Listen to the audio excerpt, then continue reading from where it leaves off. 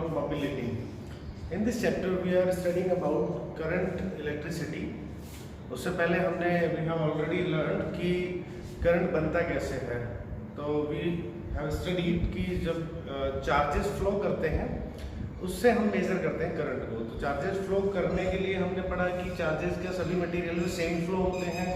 Means metals होते हैं, conductor non conductors होते हैं, इंसुलेटर्स होते हैं, सेमीकंडक्टर्स होते हैं, गैसेस हैं. कैसे कैसे उनमें चार्ज फ्लो हो सकता है. चार्ज कैरियर्स कौन कौन होते हैं, चार्ज को ले जाने वाले को हम चार्ज कैरियर कहते हैं. ये सारी चीज़ें हम पढ़ चुके हैं. तो हमने मेटलिक के लिए पढ़ा कि फ्री इलेक्ट्रॉन्स होते हैं. ठीक है, राइट. क्योंकि कंडक्टर जो है, कंडक्टर्स में ही हम चार्ज फ्लो कराते हैं और इलेक्ट्रिक करंट बनती है. इसका रीज़न यही है कि हम इस वजह से कहते हैं कि कंडक्टर्स में ही जो करंट को अच्छे से फ्लो कराते हैं उनको कंडक्टर्स कहते हैं. Reason because there are so many charge carriers. Charges available होंगे, फ्री इलेक्ट्रॉन्स अवेलेबल होंगे, तो क्या होगा, मोशन करेंगे. कब, जब हम एक्सटर्नल इलेक्ट्रिक फील्ड लगाते हैं. तो जब हम वायर को कहीं सपोज कीजिए कि वायर जो है आपके पावर हाउस बिजली घर से यहाँ घर तक आ रहा है. उस वायर को मेटल वायर है, उसमें अंदर आप देख पाते हैं घर में आके जोड़ते हैं. दूसरा वायर अर्थिंग का होता है जो कि कनेक्टेड होता है वहीं से. तो दो वायर आते हैं तो उसमें क्या होता है, चार्ज फ्लो होता है. आपके घर के अंदर ऐसा तार आया, यहाँ पे हमने सपोज एक बल्ब लगा रखा है और ये ऐसे आप देखते हैं जब भी दो तार आपके घर में आता है, दो तार जोड़ते हो बल्ब के साथ, तो यहाँ पावर हाउस पे एक वोल्टेज अप्लाई किया गया है, प्लस माइनस. यहाँ से करंट ऐसा फ्लो होते होते यहाँ, समझ में आ रहा है आपको. इस प्रकार से ये फ्लो होता है.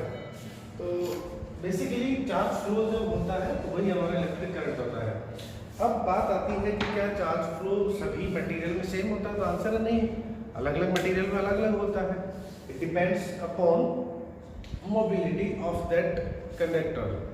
अब ये शब्द समझना है, मोबिलिटी क्या है. ये बेसिकली दो वर्ड से मिलकर बना है. हिंदी में गतिशीलता कहते हैं. मोशन की एबिलिटी, एबिलिटी ऑफ मोशन, मतलब मोशन करने की एबिलिटी कितनी है, उससे मोबिलिटी हम समझ सकते हैं. मतलब ये चार्ज के फ्लो से संबंधित है, मोशन करने से संबंधित है. बेसिकली फिजिक्स में अगर हम पढ़ना चाहते हैं कि फिजिक्स क्या कहता है, उसका डेफिनेशन क्या है, तो ये drift velocity per unit electric field is called mobility. मतलब हमने कोई इलेक्ट्रिक फील्ड अप्लाई किया और वहाँ पर जो चार्ज है वो फ्लो किया, उसने क्या करता है, ड्रिफ्ट वेलोसिटी से फ्लो होता है. हमने पढ़ा ये इलेक्ट्रॉन है, जैसे ही इलेक्ट्रिक फील्ड लगाते हैं तो ऐसे ड्रिफ्ट करने लगता है. तो कितना इलेक्ट्रिक फील्ड अप्लाई करने से कितना अच्छा ड्रिफ्ट मिलता है वो डिपेंड करता है उस पर्टिकुलर मटेरियल पर, उस पर्टिकुलर ऑब्जेक्ट पर. तो मोबिलिटी हम इसलिए पढ़ते हैं ताकि हम ये समझ सकें कि किसमें जिसकी ज़्यादा अच्छी मोबिलिटी है, इट मीन्स वो कम इलेक्ट्रिक फील्ड पे भी ज़्यादा ड्रिफ्ट करवाता है चार्जेस को. और ज़्यादा ड्रिफ्ट करेंगे चार्ज तो फ़ायदा है कि नुकसान. तो आंसर फ़ायदा है. क्यों? क्योंकि हम देखते हैं जितना ज़्यादा ड्रिफ्ट वेलोसिटी होगी उतनी ही ज़्यादा अच्छी करंट मिलने वाली है हमें. ये अभी तक हमने प्रूव नहीं किया, बट आज हम प्रूव भी कर देंगे कि करंट जो है ड्रिफ्ट वेलोसिटी के डायरेक्टली प्रोपोर्शनल होती है. उसको हम अभी पढ़ेंगे. तो अभी इसको समझ लेते हैं. वी नो दैट कि ड्रिफ्ट वेलोसिटी का जो फॉर्मूला लास्ट लेक्चर में हमने निकाला, that is QE/m into tau. Tau क्या था? टाउ था relaxation period, average relaxation period. Q is charge, electron के लिए यहाँ पे E माइनस ही रख देंगे, that is mass of charge carrier, और E इलेक्ट्रिक फील्ड. तो आप देख सकते हैं चार्ज कांस्टेंट होता है. अगर टेम्परेचर चेंज नहीं कर रहे हैं और मटेरियल को नहीं बदल रहे हैं तो ये भी सेम होता है, क्योंकि टाउ किसी भी गिवन टेम्परेचर पर हमने पढ़ा था इक्वल सेम रहेगा, कांस्टेंट रहेगा. बिकॉज टेम्परेचर बदलेंगे तो नंबर ऑफ कोलिजन्स और टाइम ऑफ कोलिजन चेंज होता है. तो ये बाकी टेम्परेचर नहीं बदले तो नहीं होगा चेंज. मास भी कांस्टेंट. तो here we can see all the things are constant. आप किसी भी फॉर्मूले में आप किसी चीज़ एक फिजिकल क्वांटिटी का दूसरी के साथ आप रिलेशन अगर बताते हैं तो इट्स ओनली पॉसिबल कि बाकी सारी चीज़ें हम कांस्टेंट अज्यूम करें या कांस्टेंट करें. तो ये सारी चीज़ें कांस्टेंट होगी तो VD proportional to E, right. अगर ये वेक्टर क्वांटिटी है तो आप वेक्टर लगा सकते हैं. तो VD प्रोपोर्शनल टू E यहाँ से आप देख पा रहे हैं. और अगर मैं यहाँ से इस कांस्टेंट को हटाता हूँ, या हम इसी को कह सकते हैं ये म्यू है, सॉरी दिस इज टाउ इधर आ जाएगा, तो मैं यहाँ से कॉन्स्टेंट आता हूँ, यहाँ म्यू लिखता हूँ और this is mu is equals to V upon E. This is the mathematical form of mobility. आप देख पा रहे हैं जो मैंने डेफिनेशन लिखा है एग्जैक्टली वही है, V upon E. Unit electric field पर कितना ड्रिफ्ट वेलोसिटी है, इसको ऐसे भी लिख सकते हैं, अगर मैंने ई इलेक्ट्रिक फील्ड अप्लाई किया तो ड्रिफ्ट वेलोसिटी कितनी बनी उस मटेरियल में, आंसर है वीडी। तो यूनिट इलेक्ट्रिक फील्ड अप्लाई करूंगा तो upon VD upon E. Unit electric field apply करने से जो ड्रिफ्ट वेलोसिटी बनती है दैट इज कॉल्ड मोबिलिटी। ये आपका मोबिलिटी का फॉर्मूला आ गया। यहाँ से अगर आप बात करते हैं इसकी यूनिट आप निकाल सकते हैं। वीडी क्या होगा, metre per second, right. This is velocity metre per second and E electric field भी आप पढ़ चुके हैं, न्यूटन पर कूलम, तो आप बना देंगे इसकी यूनिट, ठीक है। This is the unit and about mobility. तो बेसिकली मोबिलिटी को बस डेफिनेशन याद रखें और ये समझ के रखें, मोबिलिटी एक पैरामीटर है ये पता करने का कि कितना अच्छा उसका ड्रिफ्ट वेलोसिटी बनता है। आज का टॉपिक जो लेक्चर है उसका सेकंड पार्ट है relation between drift velocity and electric current. Basically दोनों चीजें हम पहले पढ़ चुके हैं। इलेक्ट्रिक करंट क्या होता था, I equals to Q upon T, charge per unit time flow करने वाला। ड्रिफ्ट वेलोसिटी भी हमने पढ़ी थी कल पिछले लेक्चर में, उसमें फॉर्मूला हमने निकाल रखा है, राइट। तो अब मेरे को रिलेशन बनाना है। तो suppose we have a conductor, हम एक कंडक्टर लेते हैं, सपोज उसका लेंथ L है, ठीक है, this is L length part of conductor, और मैं इस पर एक पोटेंशियल अप्लाई करूंगा, ठीक है।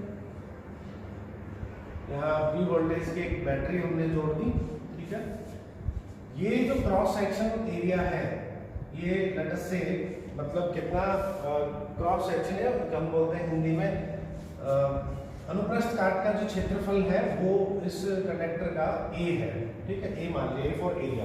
तो ये वाला जो एरिया पाई आर स्क्वायर है उसको हम क्या बोल रहे हैं, A।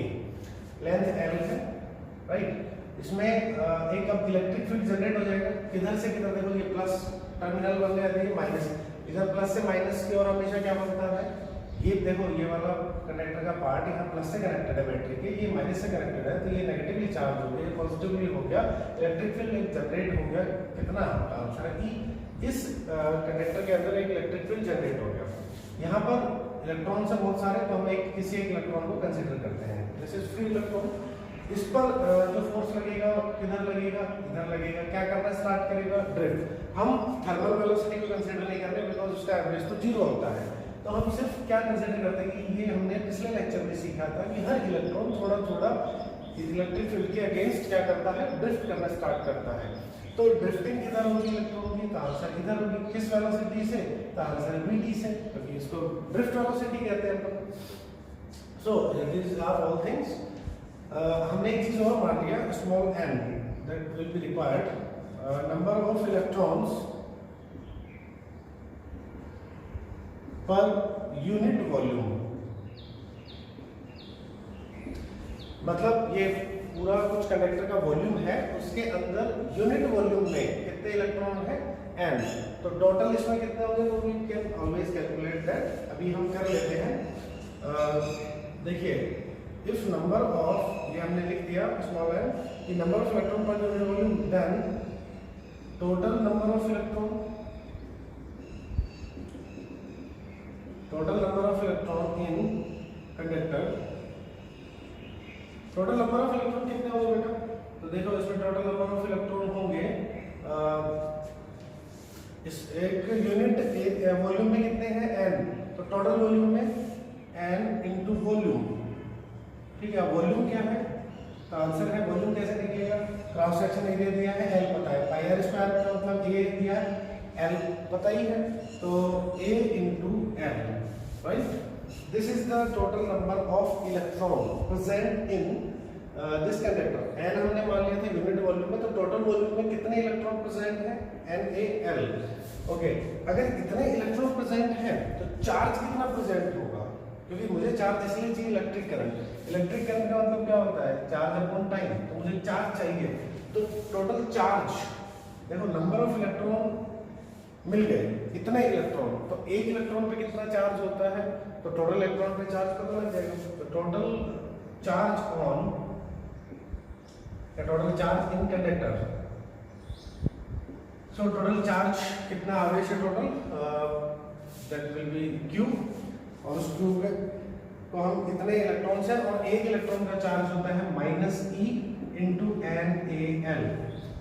10 इलेक्ट्रॉन है, तो सपोज एक इलेक्ट्रॉन का चार्ज इंटू 10, समझ में आ रही है आपको बात। तो टोटल चार्ज इतना प्रेजेंट है हमारे इस कंडक्टर के अंदर, ये हमने पता कर लिया। Now electric current, why we are doing this, देखिए हम ये करना चाह रहे हैं कि हम रिलेशन बनाना चाहते हैं ड्रिफ्ट वेलोसिटी इलेक्ट्रिक करंट में, तो कहीं ना कहीं हमें इलेक्ट्रिक करंट की तरफ मूव करना पड़ेगा। इलेक्ट्रिक करंट के लिए हमने चार्ज निकाल लिया, अब टाइम आता है, तो टाइम को हम रिलेट किससे करेंगे, वेलोसिटी से करके कुछ रिलेशन बना देंगे। So now electric current I is equals to Q/T होता है, चार्ज अपॉन टाइम, तो this value will be -E upon T। Okay, अब टाइम देखिए, ये क्रॉस सेक्शन एरिया, सपोज यहाँ विंडो हम सोचते हैं एक पार्ट पकड़ लेते हैं, सारे के सारे इलेक्ट्रॉन टोटल इसमें फैले हुए थे यहाँ तक, जो ये सारे इलेक्ट्रॉन यहाँ से यहाँ तक कब क्रॉस करके निकल जाएंगे, क्योंकि मैं जो इलेक्ट्रिक करंट बनाता हूँ क्या होता है, क्रॉस सेक्शन एरिया से पास होने वाले चार्जेस। तो ये चार्ज, यहाँ जो चार्ज था उसको भी यहाँ तक आने में टाइम कितना लगेगा, तब तक हम ये नहीं कह सकते कि सारे चार्ज निकल गए। तो ये सारे चार्ज यहाँ भी होगा, यहाँ भी होगा, यहाँ पे, ये सारे चार्ज जब यहाँ से निकल चुके होंगे, तब टोटल चार्ज यहाँ से पास हो गया, उसने कितना ट्रैवल डिस्टेंस किया, L, कितनी वेलोसिटी से, Vd से। तो टाइम क्या होता है बताइए, टाइम क्या होगा, L upon Vd, distance upon velocity, speed. तो टाइम की वैल्यू पुट कर देंगे यहाँ पे, I is equals to -E NaL upon L upon Vd। L से L कैंसिल हो गया, तो I is equals to -NeaVd। This is the relation, and this is the actually another formula of electric current, and we have to remember it because it's important formula. Here small n is number of electron per unit volume, एकांक आयतन में electron की संख्या, E charge of electron, आवेश electron का, A उस given conductor का cross sectional area, Vd drift velocity of electrons. तो यहाँ पर अब देखिए n नंबर ऑफ इलेक्ट्रॉन जो प्रेजेंट है वो कांस्टेंट होते हैं, E चार्ज भी कांस्टेंट होता है, नियत होता है, A क्रॉस सेक्शन मोटाई भी फिक्स हो गई। Now we can create a relation और write a relation I proportional to Vd. Yes, this is the important thing which I have just talked about that, कि जब ड्रिफ्ट वेलोसिटी इंक्रीज होगी तो current increase होगी। It means current depends upon drift velocity, या current depend on drift velocity. जितनी ज़्यादा drift होगी उतना ज़्यादा आपको करंट मिलेगा। और ड्रिफ्ट किस पर डिपेंड करती थी, याद करो, ड्रिफ्ट वेलोसिटी का फॉर्मूला क्या था, ड्रिफ्ट वेलोसिटी डिपेंड करती थी इलेक्ट्रिक फील्ड पर। तो अगर इलेक्ट्रिक फील्ड स्ट्रॉन्ग अप्लाई किया तो हमें क्या ज़्यादा मिलेगा, करंट भी ज़्यादा मिलेगा। ये पोटेंशियल जितना ज़्यादा अप्लाई करेंगे इलेक्ट्रिक फील्ड उतना ही ज़्यादा स्ट्रॉन्ग बनेगा। पोटेंशियल डिफरेंस जितना ज़्यादा होगा या वोल्टेज जितना ज़्यादा होगा, तो सिंपली ये रिलेशन आपको ध्यान रखना है कि I प्रोपोर्शनल टू Vd होता है। ओके, एक दो छोटे छोटे रिलेशन और यहाँ से हम बना सकते हैं। So I can do that. Just we have found a formula NeaVd, and mobility से हमने पढ़ा था mu इक्वल टू क्या होता है, Vd upon E। So Vd can be written as mu E। तो मैं यहाँ वैल्यू पुट करता हूँ, I equal to -NeA mu E। n constant, E constant, A constant, electric field जो अप्लाई है वो कांस्टेंट, तो I प्रोपोर्शनल टू mu। मतलब मोबिलिटी जिस कंडक्टर की ज्यादा होगी, गतिशीलता जिस कंडक्टर की या चालक की ज़्यादा होगी उसमें इलेक्ट्रिक करंट उतना ही अच्छा फ्लो होगा। और ये बात भी सही है भाई, अगर वहाँ पे इलेक्ट्रॉन्स जो भागने हैं, मूव करने हैं, उनको ज़्यादा अड़चन आती है वहाँ पे फ्लो करने में, तो ज़्यादा फ्लो नहीं कर पाते। और कोई ऐसा कंडक्टर है जिसके अंदर वो इजीली ऐसे ड्रिफ्ट कर पाते हैं, वो ज़्यादा अच्छी मोबिलिटी वाले होते हैं, तो करंट भी कैसी मिलेगी, ज़्यादा मिलेगी। It's connected with each other. Okay, one thing we also can we can also have one doubt, right, कि यहाँ पर अगर पोटेंशियल V अप्लाई किया तो उसका रिलेशन क्या होगा करंट से, तो that can also be counted. We know that Vd equals to QE upon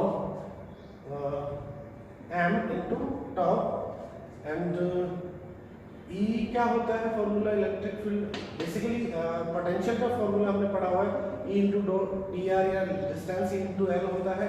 so E equals to हो गया V upon L। What is V? Potential difference. तो ये वैल्यू यहाँ अगर पुट करते हैं तो Vd equals to Q V upon L upon m into tau।